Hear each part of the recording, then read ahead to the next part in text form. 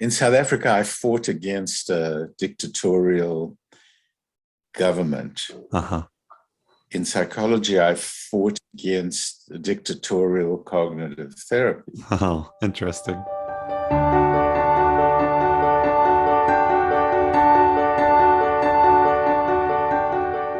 Hello, thank you for joining us. Today it is my great honor and pleasure to have on my show today Dr. Leslie Greenberg. He is a distinguished research professor emeritus at York University in Toronto, Ontario. He is the former director of the York University Psychotherapy Research Clinic and one of the world's leading authorities on working with emotions in psychotherapy. Dr. Greenberg is among the primary developers of emotion-focused therapy, or EFT, for individuals and for couples. He is a founder of the Society of the Exploration of Psychotherapy Integration and a past president of the Society for Psychotherapy Research. Dr. Greenberg is on the editorial board of many psychotherapy journals, and his integrative work is celebrated by practitioners from diverse camps, including cognitive behavioral, psychodynamic, interpersonal, and solution-focused. Dr. Greenberg's professional publications include over 100 peer-reviewed papers, over 100 book chapters, and 20 books. Dr. Greenberg received the 2004 Distinguished Research Career Award of the International Society for Psychotherapy Research, of which he was a past president. He was awarded the Canadian Psychological Association Professional Award for Distinguished Contribution to Psychology as a Profession, and the Carl Rogers and Distinguished Professional Contributions to Applied Research of the American Psychological Association. Dr. Greenberg, thank you so much for joining us today. My pleasure. It's a pleasure to meet you, and I look forward to our conversation today. Thank you. If you could you talk to us a little bit about your background and your initial, where did you first start to become interested in psychology? Well, I'm from South Africa originally, okay. And I was an engineer. Oh. So the story I like to tell is became interested in psychology with a group of friends of mine because of our girlfriends. We try to understand, which ultimately was really trying to understand ourselves. I was in engineering, mechanical engineer, aiming towards being a nuclear engineer. Oh. And my two friends were in medical school and became doctors. But we used to meet and talk a lot, which was unusual for a young man at that stage. And I think that's really where a lot of this developed. But my girlfriend, then to be my wife, was in psychology. Okay. And South Africa, you may or may not know, had Wolpe and Lazarus, the original behavior therapists, were at the university at which I studied, called the University of the Witwatersrand. That means the white water. Rand is a kind of mountain range. So she was being schooled in behavior therapy. Meanwhile, I was reading Existential Philosophy, so I was an unusual engineer. Oh. And my interest really was in philosophy and trying to understand the meaning of life. So I think I was searching for meaning. And I just knew that I thought behaviorism was terribly oversimplified.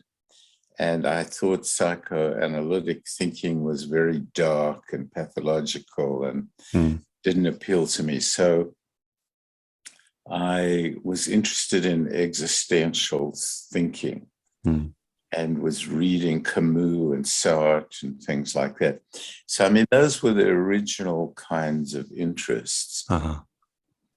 And one of the funny stories I tell is I became an engineer because I was interested in working with people.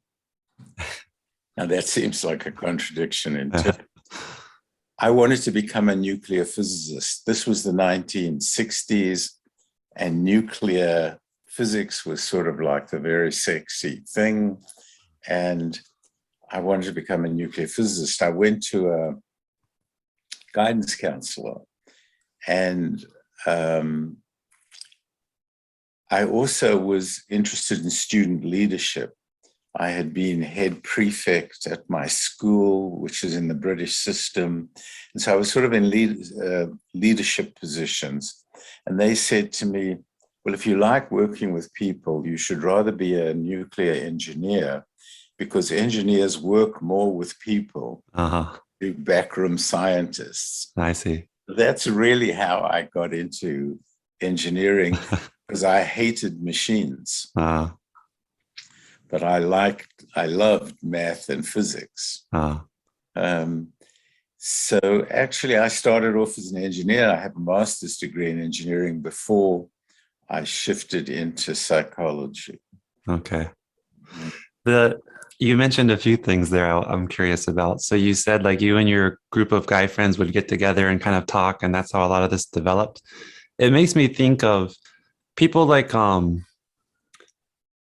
Tolkien and C.S. Lewis, and like a lot of these people always had like groups of guy friends, and they had little clubs, and they would get together and drink beers and talk. And I think that's really cool. And I think it is kind of lost. Was it kind of like a group like that for you guys? And you guys talked about philosophy? It was, that's really interesting.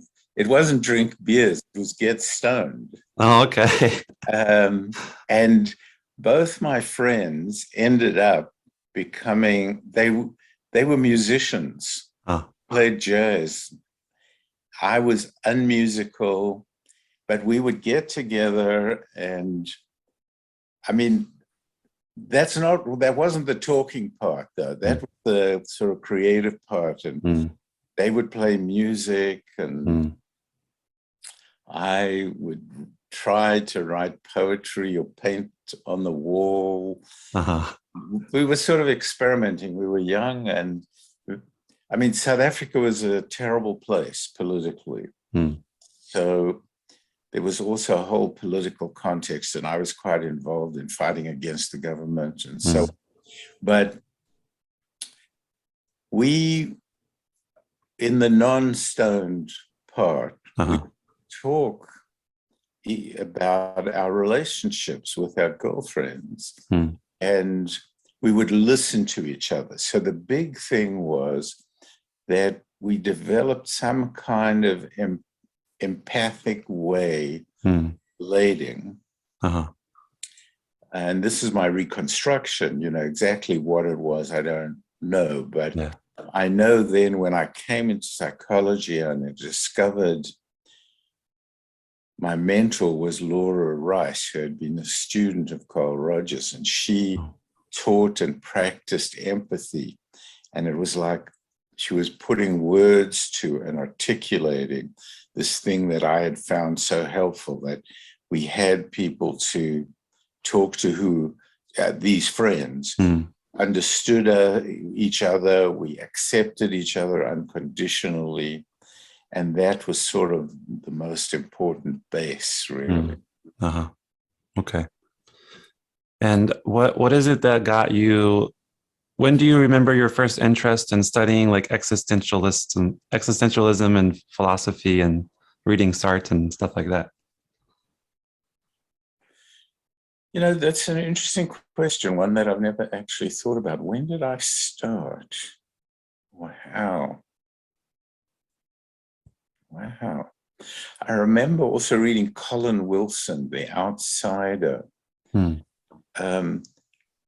So there was something about being in such a troubled society and sort of not believing in the dominant propaganda. So I was sort of outside, but I was also very socially outside,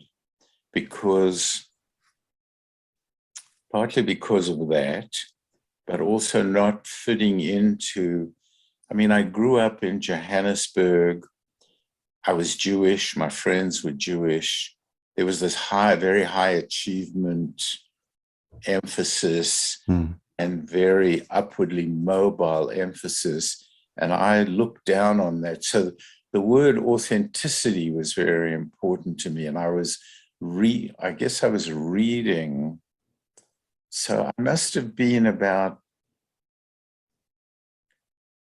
we graduated fairly early from high school. I was 16, just turning 17. I was already reading then. Wow. And I have a diary that I still have from when I was 16 years old. And I was writing about being authentic. And also, I have a very interesting, I was an engineer, but I have a diagram with a curve and a sine wave like that and a flat line. And I wrote, I'd far rather live on this flat line than suffer the ups and downs of the vagaries of life. And I was maybe 16 then or 17. And so I was looking for stability in my life. Interesting. I had a family that suffered external crises, financial, and a lot of uprooting. And so I was seeking some kind of emotional stability. It's interesting because with what I know about existentialism, you talked about psychoanalytic thinking seeming kind of dark. But a lot of the existentialists, don't they say that life is basically meaningless and or it's what you construct? I don't know. Like, yeah, I mean that's true, but it's not like you're pathologically rooted in your past. So I mean, it's a different kind of dark. Life itself is meaningless. You have choice. And you are what you do, your project. So there was hope and possibility. You see, I think also the thing is I was an atheist from probably about 10 years old or 11 years old. I mean, so there was no God. Yeah. And of course, existentialists were writing about that. Yeah. It was a search for meaning was the real issue for me. Actually, there's probably someone you may not know, but Glasser wrote Reality Therapy. Oh, I have that book, but I haven't read it yet. Oh, really? Really? Yeah. Well, in retrospect, it's a kind of behavioral existential, but that was the very first psychology book that I read. I sort of liked the idea that you have choice and what you choose makes you who you are. I subsequently came not to like him very much. Really? I mean, I've sort of, didn't really go back into it, but also reading Camus and Colin Wilson, who wrote this book, The Outsiders, was very important in my sort of development. And Sartre. Would you say that you becoming a therapist and working with individuals to help them, is that where you found, would you say you found your meaning ultimately? Are you still searching? Actually, not exactly. I think there are two motivations that go into becoming a psychotherapist, academic. One is the investigative motivation, and the other is the helping motivation, right? Helping others and helping yourself, right? I was more interested in the investigative, but also in working with people. But so my main motivation has been curiosity and discovery. He was wanting to understand, but at the same time, it was also wanting to help people and be a facilitator of other people. That makes sense. Can I ask what you ultimately found would you say like for you, meaning was it like adopting responsibility? Was it what was like meaning? Where did you find your meaning? Well, at first I took meaning to be sort of like narrative meaning, Uh-huh. uh, but through Gestalt therapy and my whole humanistic, I came to understand meaning as smelling the roses. Hmm. So being in the present and having a meaningful contact and excitement and meaning in what you're doing in the moment, rather than Hmm. the story of what my meaning is. Uh-huh. Okay. Yeah, good. Thank you. Mm-hmm. Okay, so you did you go to school to become were you on your way to become a nuclear engineer and then you got into psychology? Did you ever yeah, what was that part? Well, it was concomitant along with leaving South Africa Okay. and coming to Canada. So I came to Canada and I did a master's degree, and I was trying to veer my engineering now. I gave up nuclear idea. I Uh, got a scholarship to go to a number of countries to do nuclear engineering, but I didn't take it. well, I was quite involved in anti-apartheid politics in South Africa. hmm, I became more socially active and on student political kind of activities. mhm, I was seeking a way out of engineering. Uh, and I thought of going into what was called industrial engineering or operations research, but and I applied for a program at Stanford called Engineering Economic Systems, hmm, which was about going back to Africa to work with a sort of more, but I just couldn't bring myself to do it uh, um, because I was very unhappy in engineering and I was just seeking greater relevance. And this was the time of, uh, exploring inner space rather than exploring outer space. uh-huh. It was the height of the sort of hippie period, and so it became much more respected or respectable to become a psychologist. Oh, In South Africa, becoming a psychologist was a non-viable profession, really.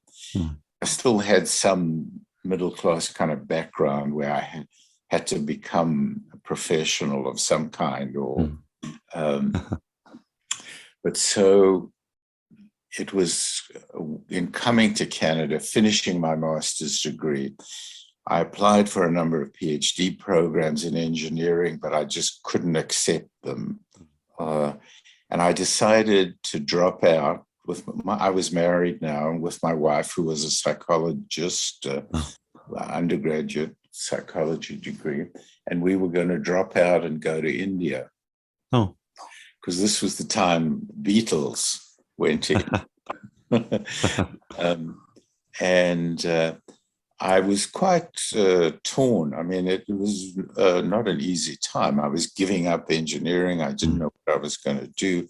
I explored different possibilities, including politics, sociology, um, and even business administration at MBA. Um, and so we decided we were going to take a year off and go to India. hmm, And then there's this amazing story of a colleague of mine. I was at a place called Hamilton, which is about 100 kilometers, 60 miles or so from Toronto. hmm, Um, and my colleague said, they've got a big new computer at York University. Does anyone want to come with me to use this computer? So through my wife, I had heard that there was this woman, Laura Rice, at York University, who believed that curiosity was the kind of driving force uh, in human motivation and in psychotherapy. Oh. I didn't know a lot about psychotherapy, Hmm.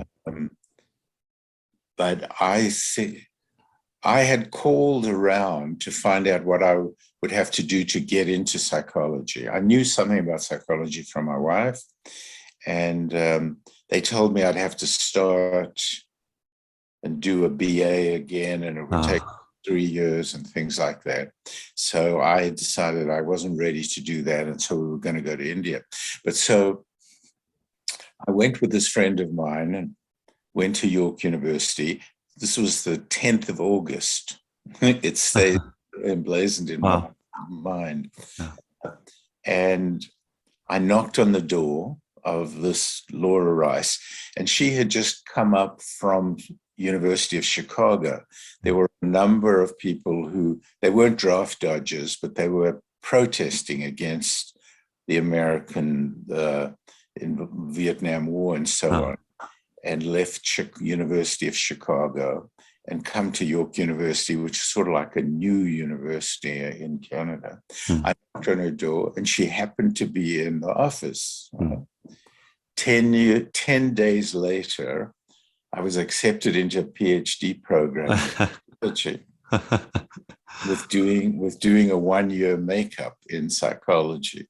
Wow. Well, what did the conversation go like? How did you swing that? Well, I had very good grades, you know. Okay. I mean, so there was also the University of Minnesota had been this very sort of scientifically based approach to psychology. And the head of the psychology department was a Minnesota graduate, where they used to accept people with masters in science into. So they thought, well, you know, he's really scientifically and mathematically based.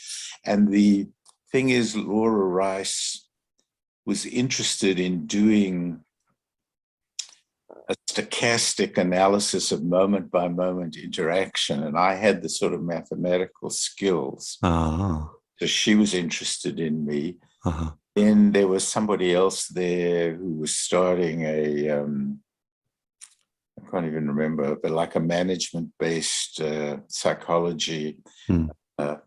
And because I was an engineer, so I went in and I was accepted into the doctorate in counseling. I chose counseling psychology because I thought I work with normal people. Clinical was with, you know, people. So I went into counseling psychology, which eventually became when I was there, it became amalgamated with clinical, and the distinction was removed. So it was fortunate that there had been this head of the department who came from this scientifically based program. And it was a new university, so they didn't have a lot of bureaucracy. And so I didn't go to India. And like 10 days later, we moved to Toronto, and I studied psychology. What did your wife think of that?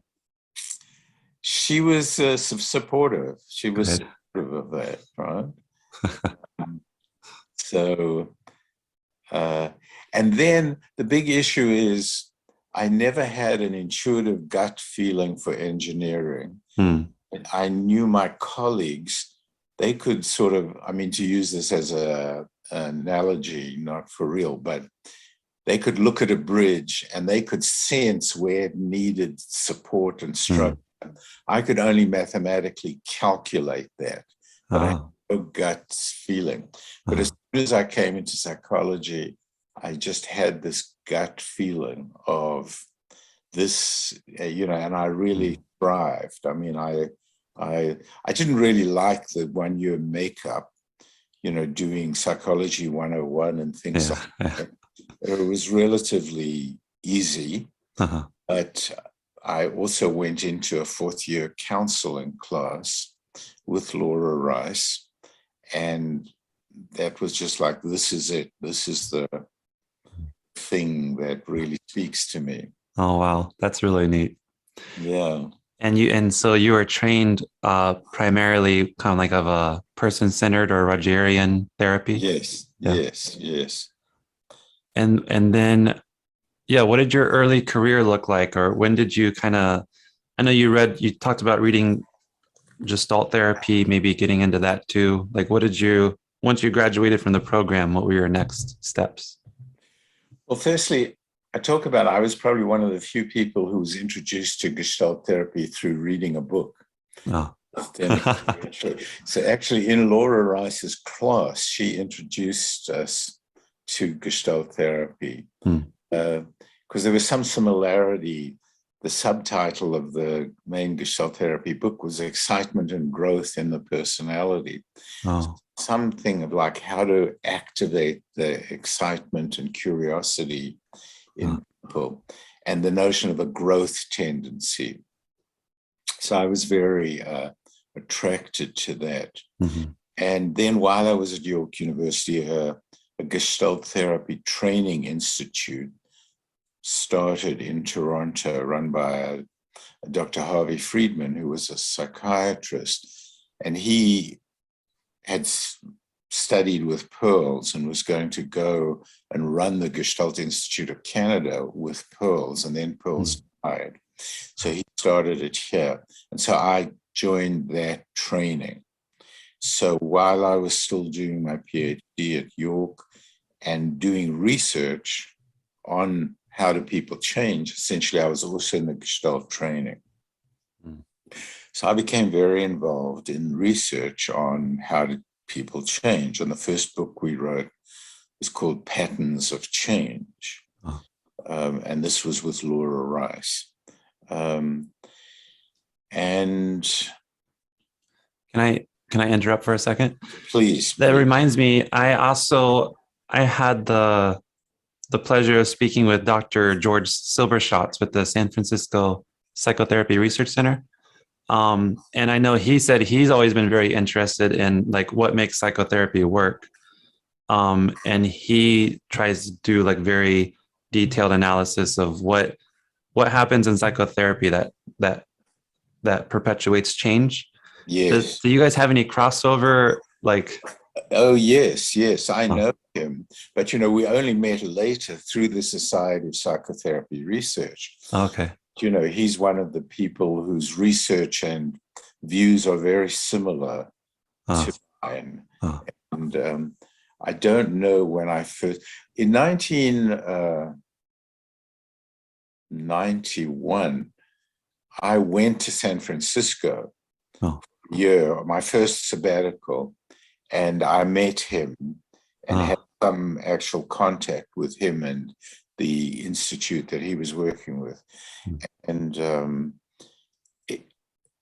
also the group that he belonged to wrote a chapter for one of the books that I edited. So yeah, there's definitely been crossover. Okay, neat. What have you found as far as curiosity goes? Because I consider myself a very curious person, and I'm also interested in curiosity. So what have you found? How to is that something that you can draw out of people in therapy, and does that perpetuate change, or what has your main findings been? I think, translates into exploration. Okay. And to somehow create in therapy an exploratory environment. And as the therapist, to be curious, which also implies non-judgmental. And so it's trying to help people become curious to explore their own experience. Now, Laura Rice had developed a client vocal quality scale with these 4 different voices. One voice is called focused voice.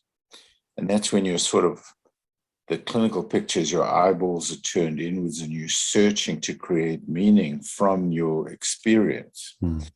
Jen Lin, who developed experiential psychotherapy, talked about focusing, we suggest you close your eyes and go inside and pay attention to what you feel inside. So the two of them were working both with Rogers in Chicago. They were chasing this idea that there's a way of processing your experience to create new meaning, and that this is the exploratory kind of stance, opposed to people who talk at you, talk about things, looking from something. So I think, that's where the curiosity sort of and exploration plays a very important role in any therapy. Okay. That makes sense. Mm-hmm. Okay. So you were getting training in Gestalt therapy while you were in university. And then, go ahead.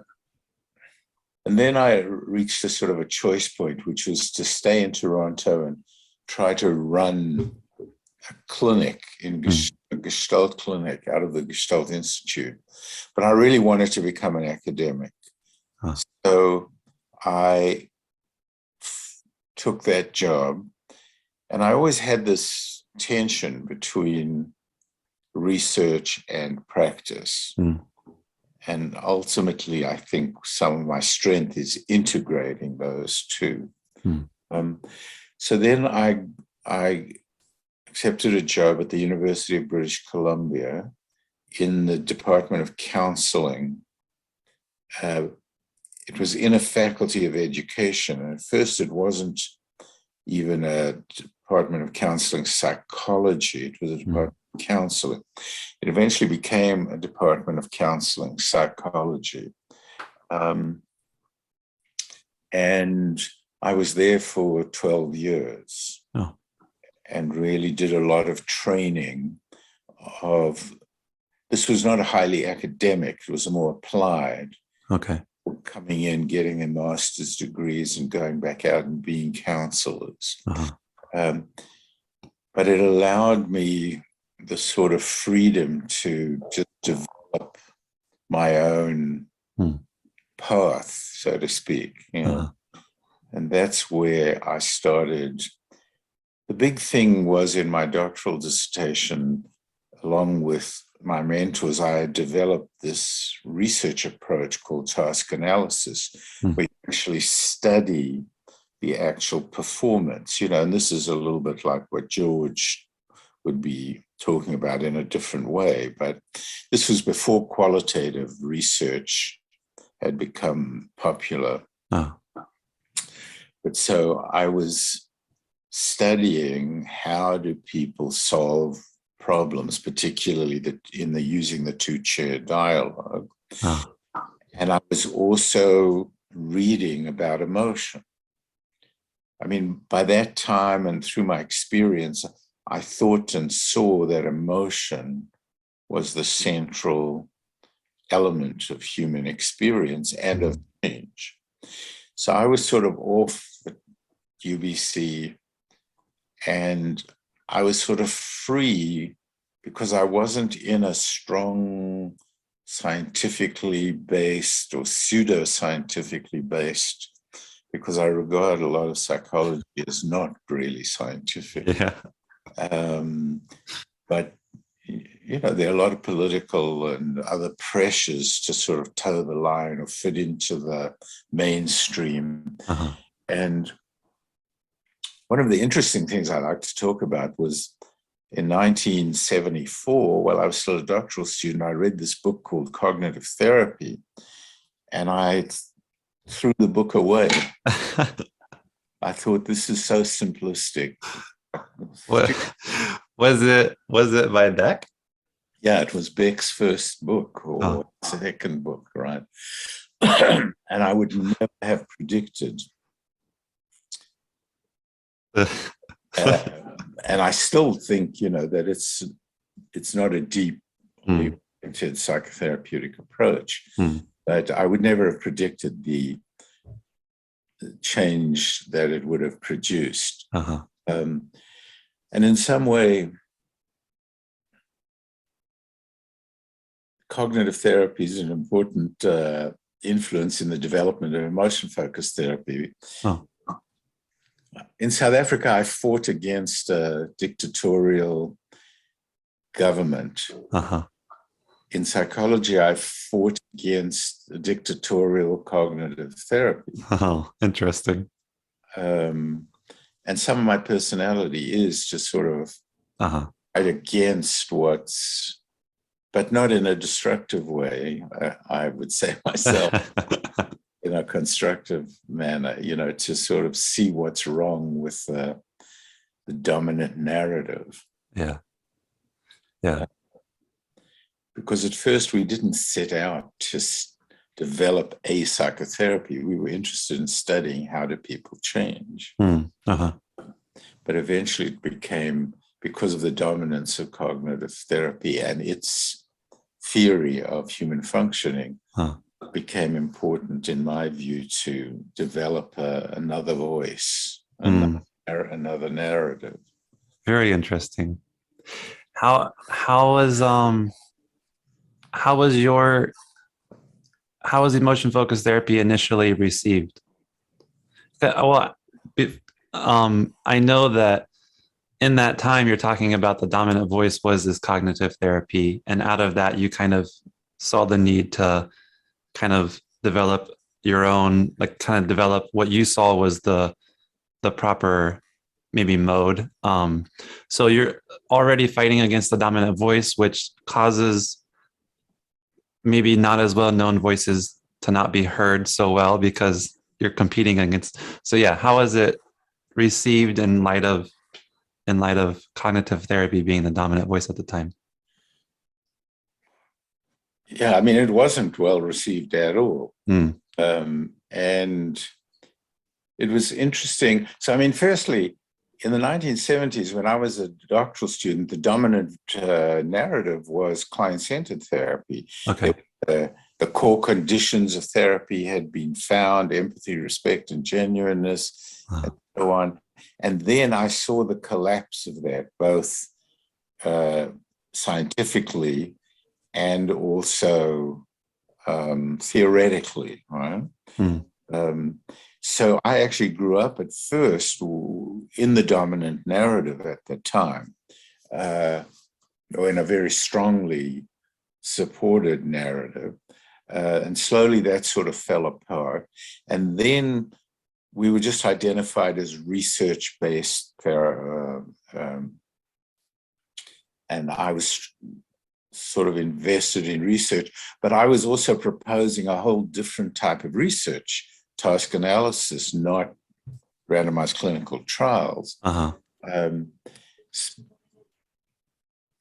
So my initial research publications all got rejected.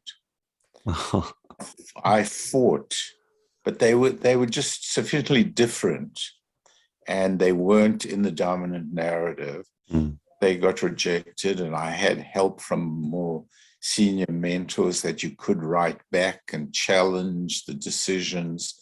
So everything was a struggle. And a metaphor by which I have lived, not by choice, well, who knows, is a struggle. But in 1986, I wrote the book Emotion in Psychotherapy.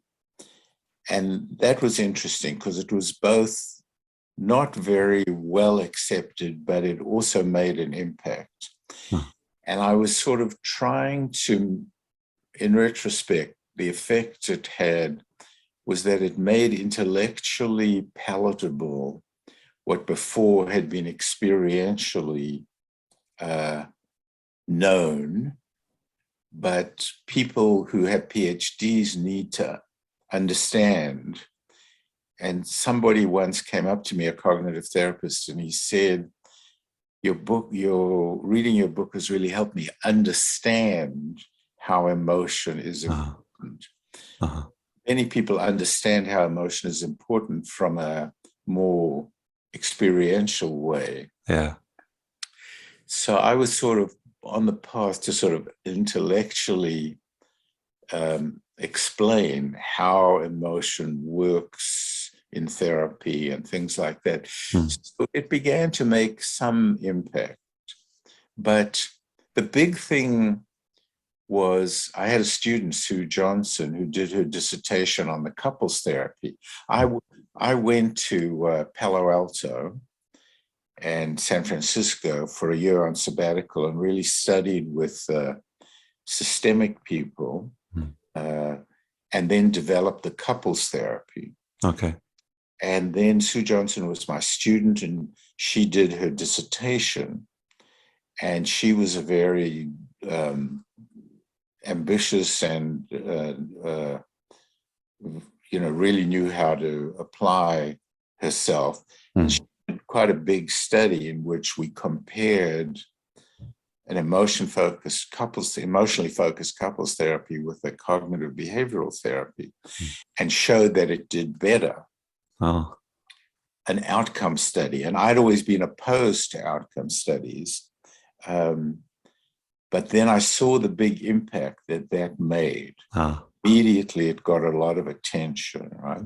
So that sort of persuaded me that randomized clinical trials were a political tool, and that I subsequently then did an outcome study on individual therapy.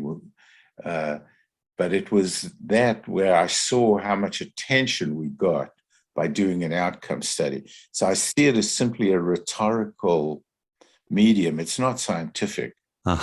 It's rhetorical. I mean, it's semi-scientific, but it's really not a path to the truth. Yeah. And so you said you saw that it was political. And there's like, I assume the science part of yourself was saying, I don't want to do these. But then the part of yourself that it's like, well, this is political, and if I do this, it'll drive the attention. Yeah, were you okay with doing it, knowing that it was merely political? Well, it's always been a struggle. I've clearly been ambitious and wanted to get attention, or, to make an impact. Yeah. Also always been really curious and more intrinsically an investigator. So the way I rationalized it or reframed it was, and this was with the help of somebody who was at NIMH at that time, was that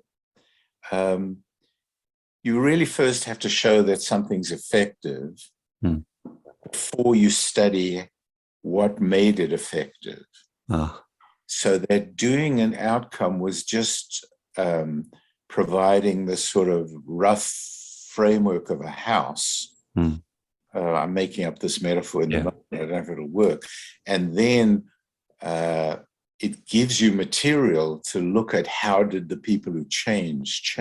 So it became a kind of means to an end, right? Doing the outcome study gave you material to really study.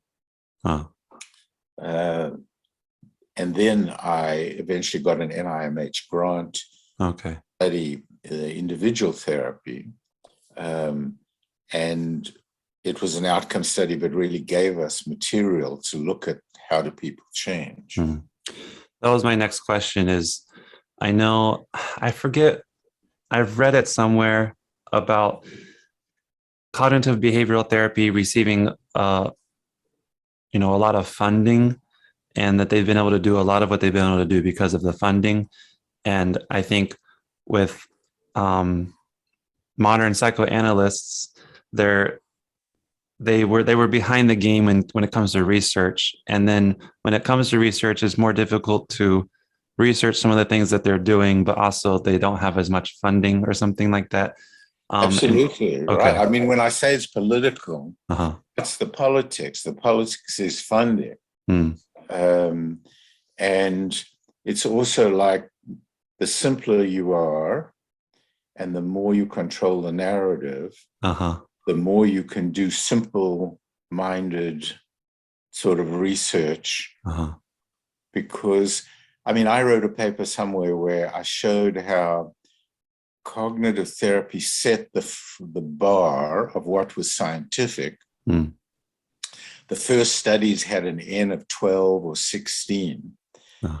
And that was a cognitive therapy study. Uh-huh. And when they started, and then because it showed to be effective on, fairly, you manualize because it's simple and you can manualize it. Yeah. And when they started getting money and they did studies of 36, then 36 became the gold standard. Mm. Mm-hmm. Each time it's supported by more sort of statistical rationales of power. Then when they elevated and had a manual, then to be scientific, you had to have a manual. So they were always setting the goalpost with what they'd already achieved. And it was harder for other people to fit that, to get funded. So, I mean, the big coup was that I got funded by IMH. But it takes many people 3 tries, but then we weren't able to get funded subsequently because I couldn't run studies with, 50 clients in each treatment. But yeah, I mean, the funding is crucial. The funding and the journals. So the cognitive behaviorists control the journals, they control they're on all the research evaluation committees. And I believe they really don't recognize that they are biased, essentially. I mean, they think they're being scientific. Yeah. I think this would be a good time. Can you give us an overview of emotion-focused therapy and how you came to view how psychotherapy works and emotions being the central piece? Well, I really think the relationship plus emotion are the 2 central pieces. Okay. So, I mean, I started off with this appreciation that the relationship is crucial, that somehow being understood and accompanied by another person in a non-judgmental way is a very healing experience. And I think that had come from my adolescence and late adolescence sort of experience with my friends, but then of living it in practice and articulating it. But then I think in Gestalt therapy, I saw that when people were very emotionally engaged, that whatever happened had more impact on them than when they were, compared to intellectualizing or talking about. So, I mean, those were very primitive observations, I guess. Then I saw this chair dialogue being an effective way of activating emotion, just getting deeper into people's real experience. And I have these 2 stories. When I was leaving South Africa, I was a computational engineer, let's say. I was working with computational algorithms. And so I made up this big chart to help me try to decide where to go. And being a South African, the weather was very important. So there was England, Canada, the States. I didn't have Australia. Then there were different universities, and I ranked the status of each university and the amount of money. And then I weighted, that weather was more important than, let's say, status of the university. The status of the university was more important than money, and so on and so forth. And I did this whole rational computation, and it came out with a result, and Canada was the lowest, the computation. And immediately I said, I'm going to Canada.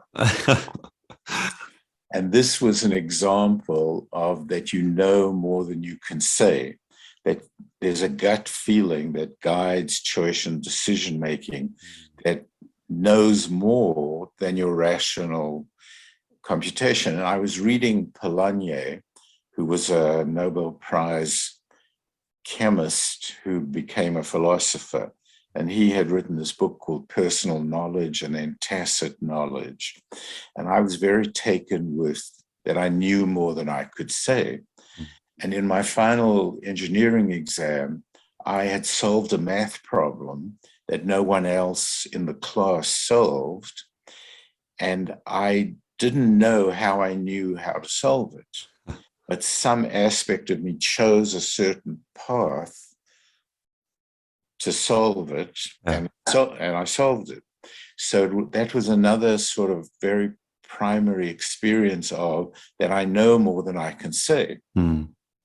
So I came in to psychology, and when I even met with Laura Rice, they asked me, well, I said, I'm interested in this gut feeling.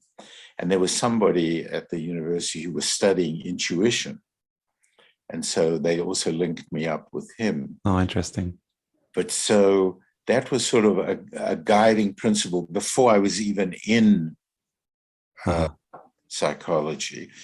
And there was the relationship, and then I was following this notion of knowing more than you could say. And so then I started reading on emotion, and there were only 2 or 3 books on emotion at the time in psychology. Wow. So I just started reading on emotion, and then I was observing tapes, a lot of tapes, videotapes of therapy sessions. See that when people got more emotionally aroused, they did better. And then there had already been developed this depth of experiencing, journaling, which was a primary process measure. And experiencing was this ability to turn in and make meaning from your experience, which was different to arousal, but they were all related to a sort of more emotionally based way of being. And I guess my own personal life experience was that I knew that my emotions somehow influenced my decisions and what I thought and what I believed. And then I just started studying process. I was a process researcher, not an outcome researcher. And I just kept seeing that when people got more deeply emotionally involved, they did better. Emotion is really a sign of involvement. And then, eventually the dysregulated emotion coming from more severe populations and dialectical behavior therapy, the whole cognitive therapy movement moved towards emotion dysregulation. It's much more an emotion activation. And then it became, how do you distinguish the different kinds of emotion? It was such a primitive dialogue. It's like, is emotion good or is emotion bad? But you've got to ask which emotion, when, how, what. And what is it serving? And so, I'm interested in understanding how I got to where I am. And I don't really know, in terms of my own focus on emotion and what exactly was it that made me think what I think, but I find it interesting.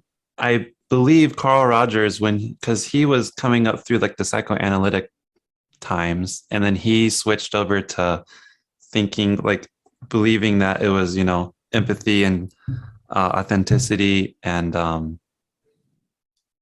forget the third one. It was positive regard or acceptance. Yeah, there we go. Positive, unconditional positive regard. It was those, and he came up with the person-centered approach. And I heard he got a lot of backlash, and he was like ousted for a while. And then, so it's kind of interesting the parallel in some sense. Do you know you got the Carl Rogers Award? Do you know what that what that, I don't know what that signifies. Well, that comes from the division of humanistic psychology in APA. Oh, It's just, it goes to people who have made a contribution to the development of humanistic okay. psychology. Yeah. How is that study like coming up in Rogerian therapy and then getting an award like Getting that? that. Yeah, I mean, the awards were, my metaphor was one of a struggle. Mm-hmm. The meaningful award was really the APA award for contribution to professional psychology. That's the sort of highest status award. Okay. It was very meaningful. Yeah. And I despise awards because I think they promote too much image management. They're in the domain of image, but it was very meaningful as a recognition. Yeah. Because I do feel that I struggled a lot to get my voice heard. Not just my voice, but the voice of the sort of experiential humanistic perspective.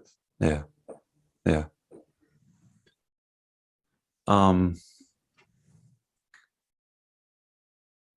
When it comes to, I had a question here about emotion focused therapy. I was reading, kind of in preparation for this, I was reading the book Emotion Focused Therapy, coaching clients to work through their emotions. Right. And I didn't realize until just recently, I saw you've also written one for clients with depression. But in the book, it was talking about, let's see. It was talking about the phase where you said, pay attention to it, which is the core painful emotion, rather than avoid, control, or cancel it.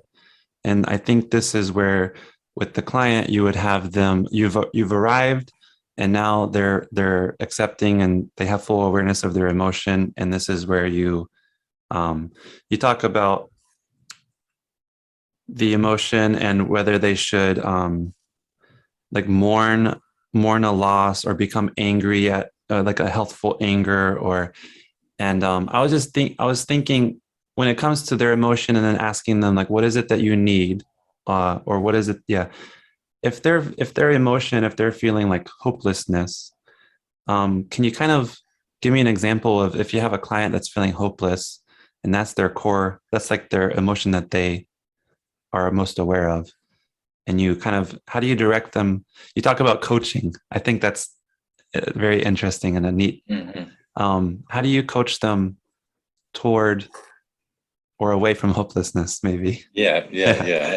I understand.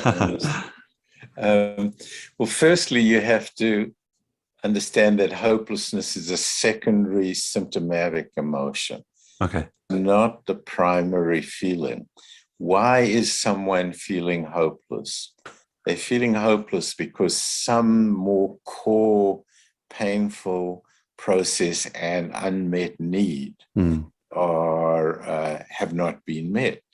So often in depression, underlying this hopelessness, we'll get to, I feel like I'm a failure, or I feel like I'm unlovable, let's just say. Okay. There's a core feeling of shame, or a core feeling of, you can call it the sadness of lonely abandonment, or the insecurity of lack of attachment. So hopelessness is a secondary symptom. So first you have to explore, arrive at core underlying emotion. So then the big question becomes, well, how do you shift from hopelessness to, say, core unlovableness? Right? And then in the unlovableness, there's, I need to feel somebody cares about me, but I've never got it. I'll never be able to get it, and so I feel hopeless. Got it. Yeah. This is a reaction to the unmet need in the core painful emotion.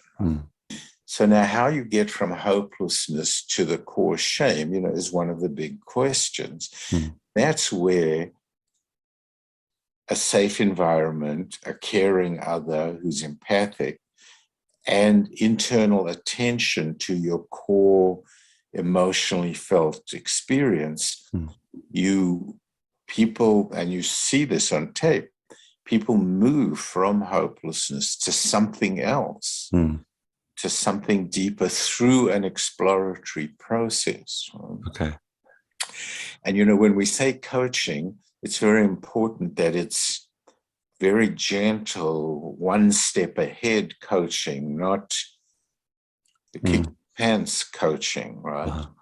So it's sort of just like guiding your emotional processing by saying, what's it like inside as you sit here now? Or maybe conjecturing and saying, I imagine that left you just feeling so embarrassed or humiliated. Slowly that helps the person focus on their primary feeling. And then once you're in the core primary painful state, you've arrived at it. You have to arrive at a place before you can leave it. But now it's not just accepting it. There's, out of cognitive behavioral, there's developed this acceptance and commitment therapy. There the notion is accept what you are and then just do it. That's like reality therapy. Accept that you're anxious and then just anyhow go to the mall and overcome your social anxiety out of a sense of commitment, right? That's sort of always mind over emotion, mind over mood. I have the opposite view, mood over mind, sort of. So once you're in this core pain, now, as you said, it's like, can we help you deal with this core pain in a new way, rather than getting hopeless and or avoiding it or protecting yourself against it? Can you grieve the loss? Can you feel deserving and angry that you didn't get what you really deserved? Can you feel compassion to yourself for the pain you suffered? And this serves as a sort of transformation. And so my most recent book is called Changing Emotion with Emotion. And that's the big thing that I think my 40 years of research have sort of led me to. That the best way to change an emotion is with another emotion. Interesting. I like that because I was talking with a good friend of mine about people want to get rid of something, maybe an idea, an ideology. They want to get rid of their religion or whatever it is, but then they don't replace it with anything. And it's just this void. And you have to replace it. Something's going to replace it. And so it's interesting, like the idea of you want to get rid of this maybe unhealthy emotion, but you're going to need to replace it with maybe a more healthy or more adaptive emotion. Right. Yeah. And I'll just make this point that I don't think it's replacing. Okay. Because behaviorists have adopted this, you replace, in simple terms, you replace hate with love or sadness with joy. It's transforming, but let's say if you have an old religion and you leave it, you're never going to totally replace it. What's new will be influenced by what was. And there's a matter of blending it, integrating it. So anger changes shame. You don't replace shame with anger because then you'd be angry. The anger transforms the shame and you end up with confidence or with compassion or with peace. So there's really a synthesis that goes on. Yeah. And so comes from, I had another mentor, a Piagetian, neo-Piagetian, a student of Piaget. Mm. And there was a whole notion of development is different to learning. In development, a child learns how to walk by synthesizing its pre-existing capacities. Mm. It knows how to stand, it knows how to fall. And when you integrate standing and falling, you get walking. Uh, It's a development by synthesis of existing capacities. mm. So it's different to replace. I see. There is a transformation going on. So I use the term transformation. Okay. I like that. Mm-hmm. I've seen a few tapes of you doing therapy, and you do this maybe technique where you say, like, where is the emotion located? Place your hand there. Now speak from the emotion. Did you get that from Gestalt therapy, or where did you come up with that? No, that comes from Eugene Gendlin, written about focusing. Okay. He wrote a book called Experiential Psychotherapy. Oh. That really comes from him. Okay. I think it got assimilated into Gestalt therapy as well, but he's really the one who articulated that. Mm. And that just aids them in being more involved and present and like focused on where it is. And okay. Yeah. And okay. A lot has to do with attention. Where are people attending? And so when I say coaching, it's like you're guiding their attention, and there you're guiding their attention so that they start processing in a different way. Okay. You also, watching you do therapy, or even just talking with you now, you have a very calm presentation and style. Is that something that you've developed, or is your temperament naturally, soothing and calm? And it's a question I am often asked. It's one of the great enigmas. I don't know exactly. I don't know how that developed. I mean, some of it comes from the training and so on, but it's like a puzzle. Yeah, and I look like Santa Claus. Oh yeah, that helps. And there are other features that I talk about. Your facial structure. I have a face that mimics or simulates a baby's face. Oh. Big forehead, eyes, and those faces evoke a feeling. So, they're different aspects. But you see, voice is very important. And I mean, my voice is my voice. I mean, but you learn it through life experience, a way of being. Carl Rogers wrote a book called The Way of Being. Oh, yeah. Something about that, and then we've written a book on presence. Yeah, and I was gonna say, because I've heard people talk about a therapy voice, and I'm very new at therapy, and sometimes I get kind of excited and I talk like this, and I'm like, I am not soothing.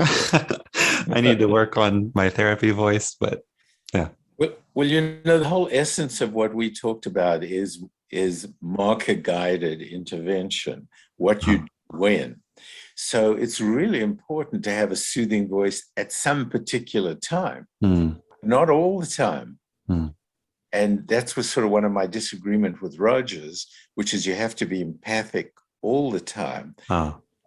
You need to be empathic when people are vulnerable and disclosing something that is vulnerable, but at other times you can do other things. And I mean, your liveliness or energeticness could convey enthusiasm and interest, and you don't always have to.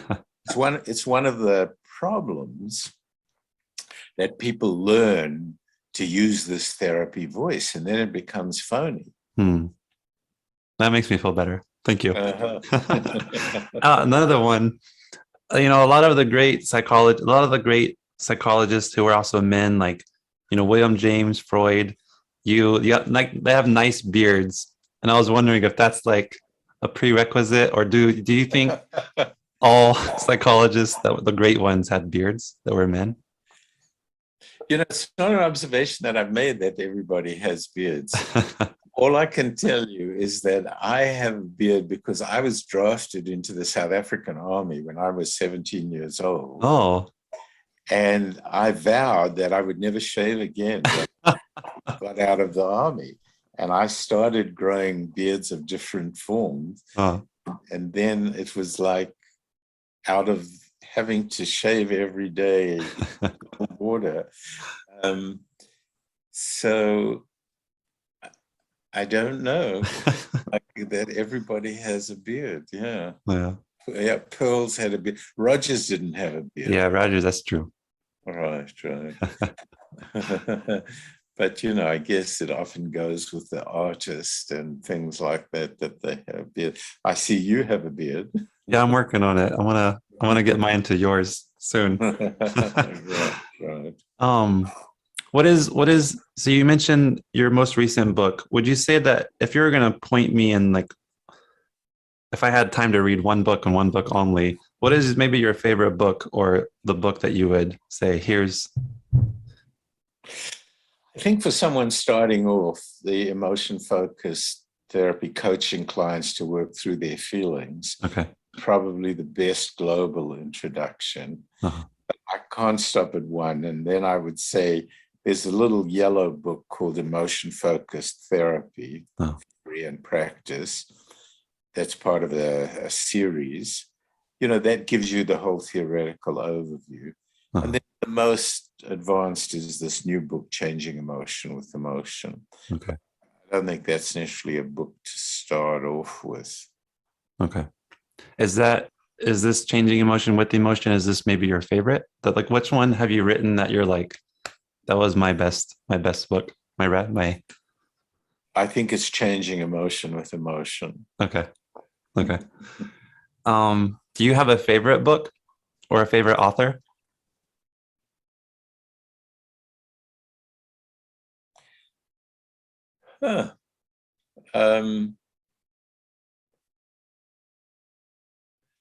Well, I mean, in general, not professionally. Uh-huh. No, I don't actually have a favorite. No. Okay.